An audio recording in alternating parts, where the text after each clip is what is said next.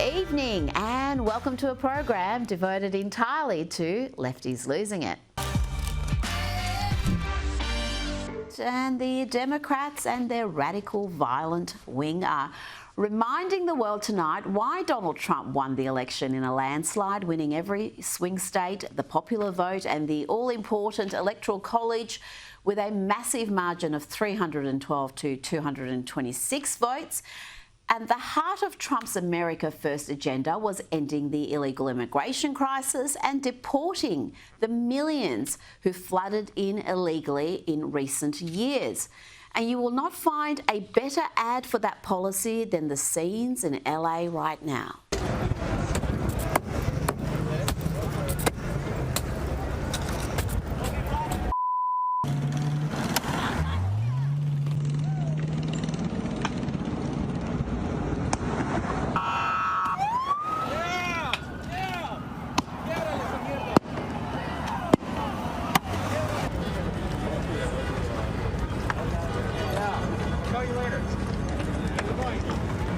Yes, the lawless thugs are demonstrating precisely why they should be deported and why those who break the law to support them should be locked up.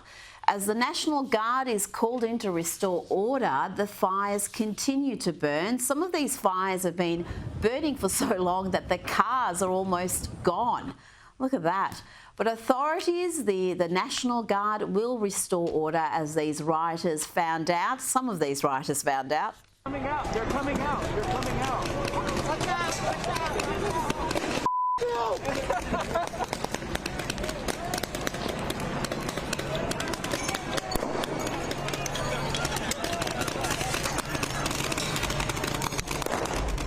And while the Mexican flag was proudly flying throughout these protests, the American flag was really nowhere to be seen unless it was being set alight.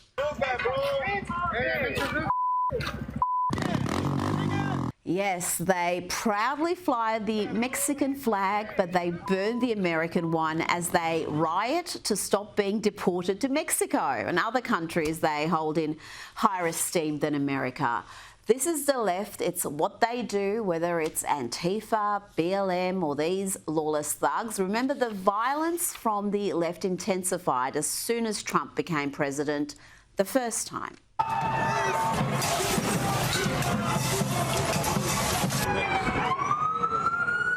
You heard, boss? Police had to push back the protesters so firefighters could get to the flames.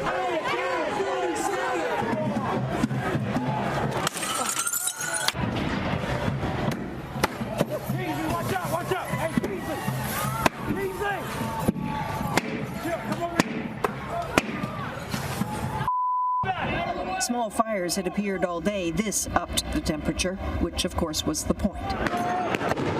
One demonstrator threw a flashbang grenade back at police. It exploded in an officer's face. Plenty of tear gas. 6 officers reportedly injured. Funny how that was never called an insurrection. The Democrats have always fanned this sort of violence. They have incentivized it, they have defended it. And even as LA descends into violence and chaos, they are calling for more. Here's Democrats' LA City Council member Hernandez telling protesters, rioters really, to escalate their tactics. They know how quickly we mobilize. That's why they're changing tactics. Because community defense works and our resistance has slowed them down before. And if they're escalating their tactics, then so are we.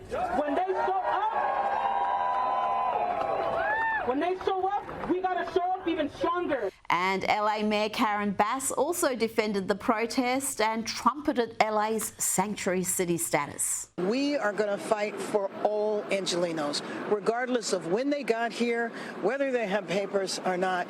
We are a city of immigrants, and this impacts hundreds of thousands of Angelenos. You know, it was only last year when Democrat Congresswoman Maxine Waters was accusing Trump of being divisive and engaging in dangerous rhetoric. I am going to spend some time with the criminal justice system, with the justice system, asking them, tell us what's going on with the domestic terrorists. Are they preparing a civil war against us? Should we be concerned about our safety? What is he doing with this divisive language? It is dangerous, and we're going to have to make sure that we understand that we're not at risk with this man talking in the way that he's doing. Oh, Maxine Waters had plenty of fears, fevered dreams about Trump and his supporters starting trouble. But it's the left, always the left, resorting to violence, and right there to defend the protesters and defend the rights of illegal immigrants to stay in the country illegally was the Congresswoman. Let's have a listen to Maxine Waters. He's using deportation as a way to enhance his position with all of those right-wingers out there who do not want this country to be a country of people coming from other groups. It's outrageous, it is horrible, and we've got to make sure that we do everything that we possibly can, because I think he's up to creating martial law. He even alluded to civil war. He alluded to civil war. This from the woman who has long championed feral behaviour, who has called for her ideological opponents to be harassed and intimidated even when they're out for dinner. And now, as California descends into lawless, violent protest, she's fanning the flames with this sort of talk. Here she is asked about the National Guard being called in to restore order. What do you think about the National Guard being here, Trump deploying them and not our own governor? Well, the thing about it is, I don't know why they're here with guns. Whom are they going to shoot, and for what? Why the guns? Why are these guns here? That's my question. I don't get why the guns have to be here. We're a sanctuary city. We know Trump doesn't like us. We know that he's going to try to use us as an example. Is she kidding? Why the guns? Why are they there?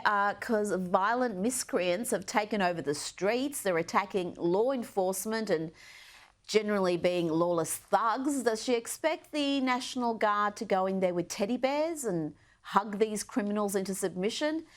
And if that wasn't enough, Maxine then showed up at a detention centre and tried to use her congressional authority to gain access. It didn't go too well, as the kids say. Not today, Satan. No, I want you to... Hello. Congresswoman Waters, I just came to use my congressional authority to check on these. Ma'am, we're lobbying securely now to all visitors. Excuse me, I need to get in. Contact our public affairs. I need to get in.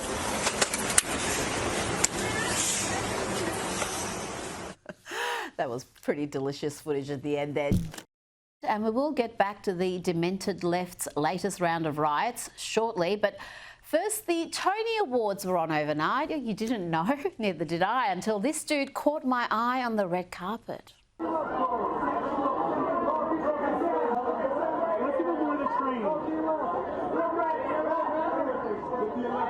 Stunning and brave. That's Cole Escola, who beat out the likes of George Clooney and John Michael Hill to win the Tony for Best Leading Actor. And the media were, of course, keen to trumpet the fact that he was the first openly non-binary artist to win Leading Actor. Yes, a groundbreaking night, and the publications were also keen to mangle the English language to respect Escola's they-them pronouns. USA Today reported they are now the first non-binary performer to win in that Tony category. I mean, are they multiple people? It was a piece just rendered nonsensical with deliberate grammar crimes. And let's not forget the non-binary dude here says he prefers they-them pronouns, but was nevertheless very happy to be nominated and win the very gendered Best Leading Actor award.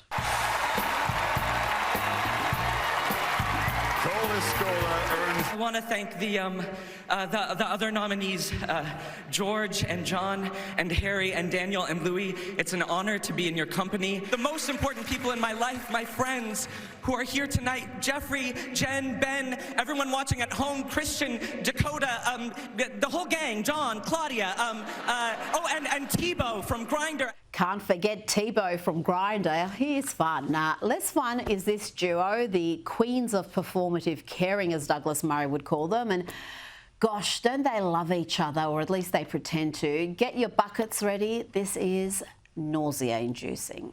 This woman has been a heroine, a hero for me for so many years. I've admired her from afar, and this is the first time I've had the opportunity to sit down and have a conversation, because she's written a book called A Different Kind of Power.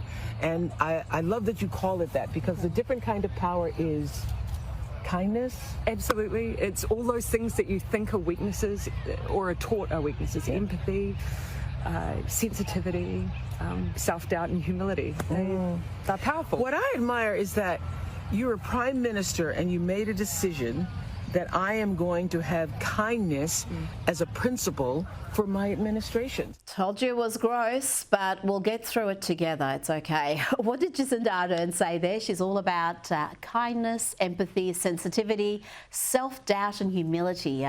Yeah. Just like this. Breaking the rules could kill someone close to you. To maintain compliance, and there will be spot checks in place. For anyone who is not vaccinated right now, unless you choose to be, you will not be able to enjoy the freedoms of other New Zealanders. If you don't comply with the rules, you run the risk of forcing us to extend the period of lockdown. For that information, do feel free to visit at any time to clarify any rumour you may hear. covid19.govt.nz. Otherwise, dismiss anything else.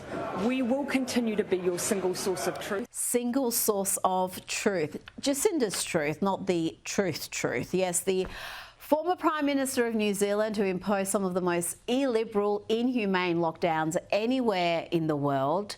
She even banned pregnant New Zealand women from returning home, even from a war zone. This poor lass had to seek help from the Taliban because Jacinda Ardern was too busy playing the media's favourite leftist darling to take care of her own citizens. She's a leader who preaches about love, tolerance and kindness, but oversaw the rise of huge societal problems in New Zealand, from homelessness to race relations. Remember when she promised shelter for every homeless New Zealander? But because she's an inept clown and not really interested in exercising kindness or sound policy, the problem exploded under her watch. Just a couple of years after that promise, well, there were record numbers waiting for public housing. Record. And that was before COVID hit. Well done, Jacinda. A hero, Oprah called her. No, not a hero, a terrible leader who made life harder for ordinary New Zealanders, and he quit before they could boot her out. But here she is with Oprah, rewriting history. Did you have a kindness gathering, a kindness meeting? Do you know, we'd spent a lot of time looking at what was, happening in New Zealand, and it's not just about what you do when you're in government, it's about the way you do it. And I felt we'd lost that humanity, that we were there to serve people, and kindness was a really simple way to embody that. So no, we definitely didn't do a huddle, we didn't workshop it. It was instinctive, but I think it was what we needed at the time, and I think it's what the world needs right now as well. I do too. A different kind of power. I need that bucket. Now to LA, where the mostly peaceful protests continue.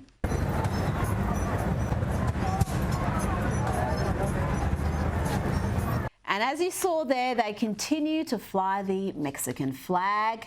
They loot, burn and riot and keep waving that flag.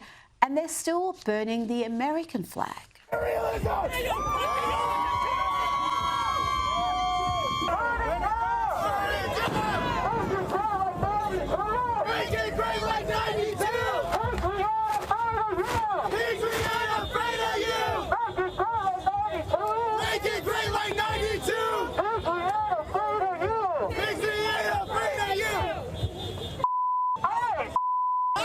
They're not only burning the American flag, but they are spitting on it, just vile anti-American crims, destructive crims. And if you want to know why the National Guard was called in, well, it may have something to do with cops being attacked like this. Get down!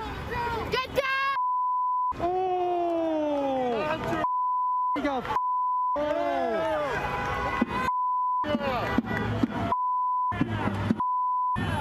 Oh my God, he got. Yeah, that looks like attempted murder, but the Mayor, Karen Bass, is more concerned with ICE. She wants immigration officials to to stop doing their job. Administration, and if you could speak to them, what would you say right now? I would say stop the raids. Stop the raids, period. I would say give the power back to our governor. And if we need the National Guard, we can do it in the normal circumstances, which is the request is made local and the governor decides or not to grant that to our city. And it's not just the mayor. Democrats across the US are disgracing themselves by standing with the lawless thugs rather than the rule of law.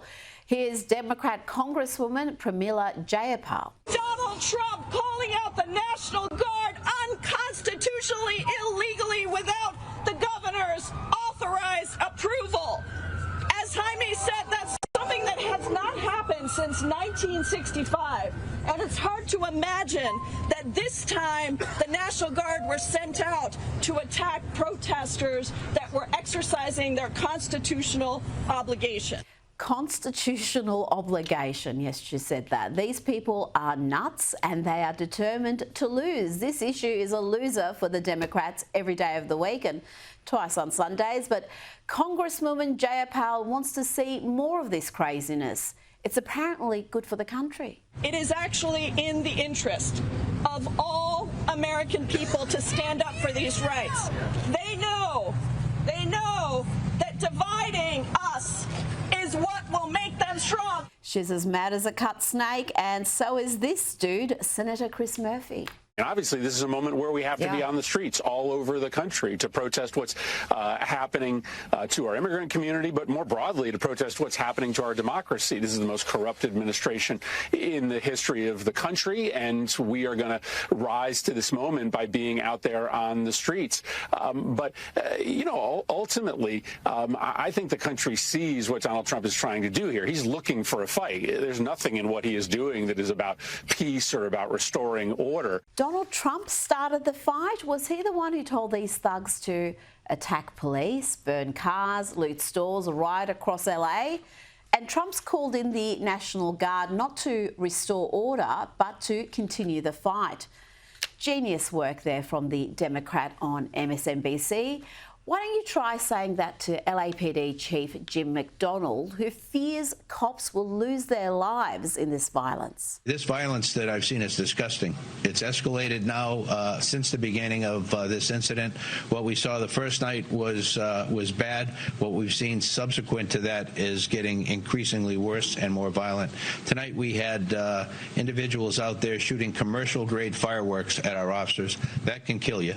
And we have adapted our tactics to be able to have a chance to be able to take these people into custody and to be able to hold them accountable. The polls show that Donald Trump is on solid ground when it comes to his immigration policy and the deportation plan as well. Let's check in with CNN for the latest data.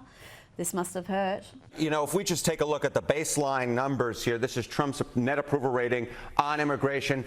It's gone up like a rocket. Compare now versus 8 years ago during Trump's first term. It is his top issue so far, and the reason it is his top issue is because take a look at the individual nuggets in here. Why are people approving of Trump on immigration, approve of these different immigration actions? Well, Trump's administration's program to deport those here illegally. Look at this, 54% approval. How about agents searching your hometown for those that they think are here illegally? Again, positive territory here, above 50% for Donald Trump. So it's not just on the broad issue of immigration where Trump is doing well, it's on the specifics. When you dive into the issues, Trump is above 50% and his actions are above 50%. Now, what is really interesting is that this is an issue the Democrats used to win on.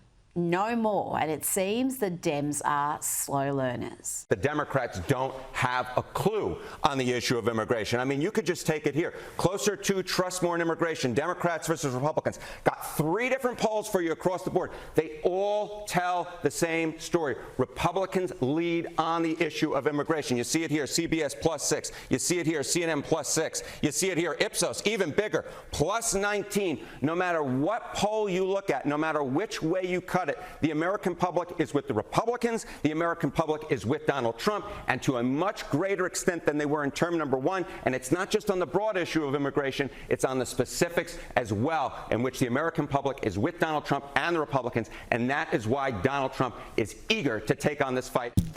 And the hopeless LA mayor has called for a curfew as the violence and destruction continues. But don't tell Maxine Waters that.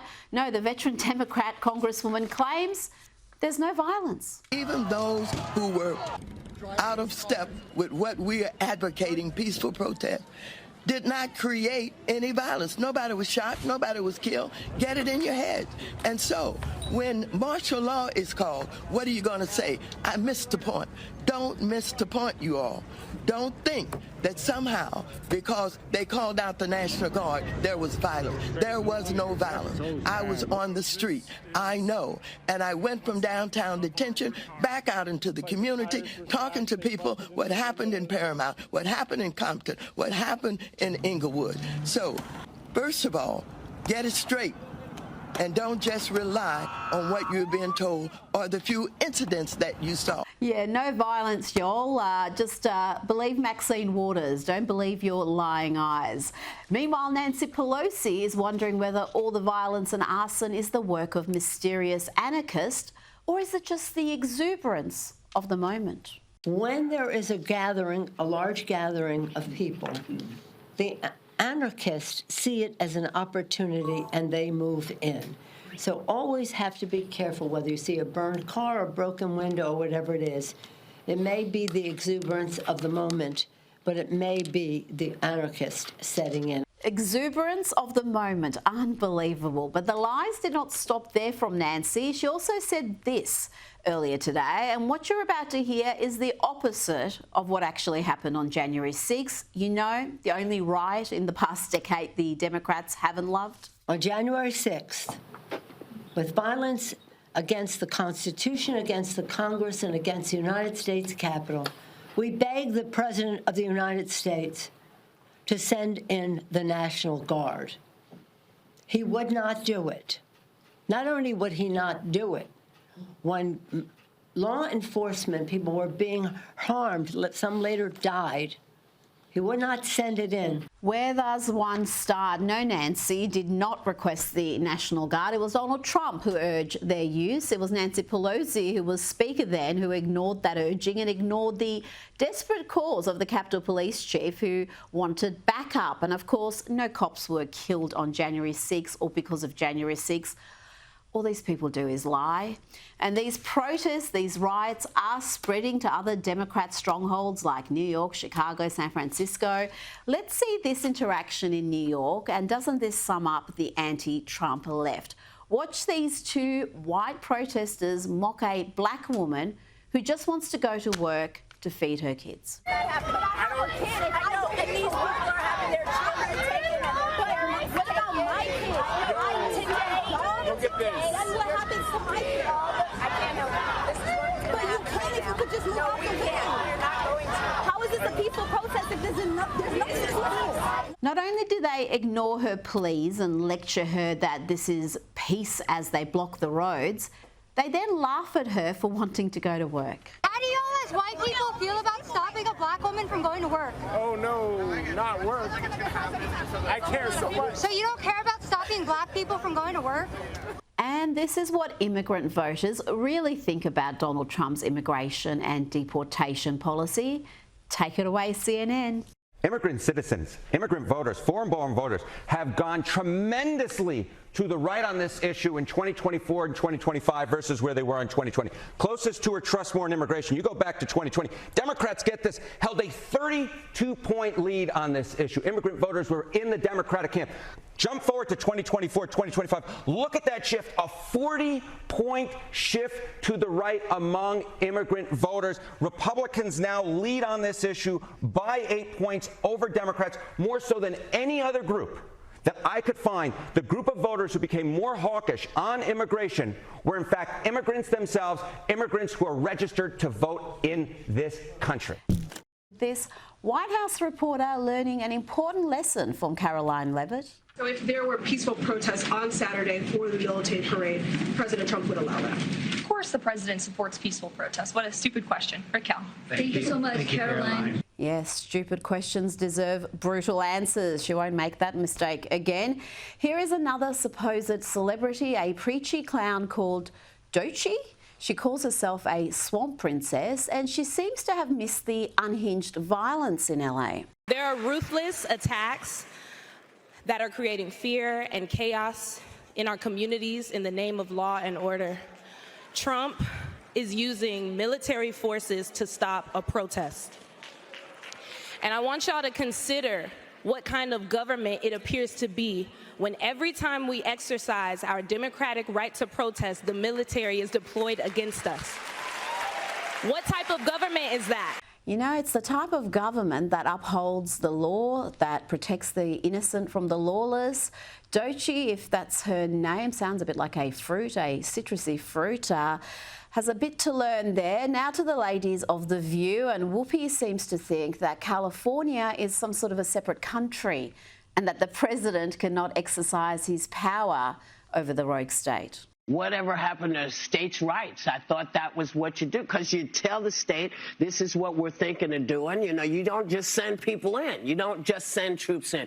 But what do I know? Well, you don't know much, Whoopi. We've worked that out. But if Whoopi's clueless, Sunny Hostin is utterly unhinged. Just listen to this. You are an army turned inside to police its citizens can cause chaos, fascism.